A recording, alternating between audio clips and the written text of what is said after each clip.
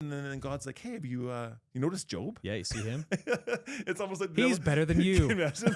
And can you imagine like the conversation there? And the devil's like, actually, I hadn't, but now that you mention it, thanks for putting him on my radar. You Exactly. know? No, he had. I think he had seen him already. He's like, well, he only worships you because you're so good to him Yeah. all the time. Yeah. But take away his stuff, and God's like, all right, you can touch him this far, no further. Yeah. He puts on limits.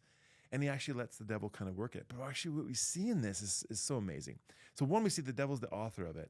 But what the Job says, actually this thing, that there's one key phrase I think in Job is like, the thing I greatly feared has come upon me, when he's had the calamity of the ruin of financially, the ruin of his family. Like, the thing I greatly feared came on me.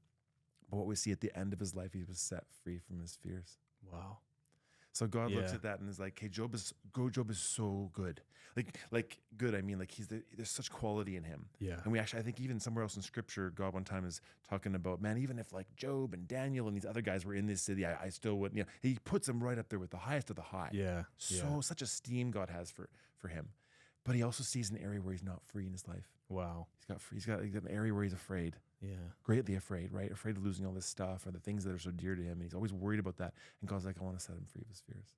And he sees the enemy's intentions and goes, okay,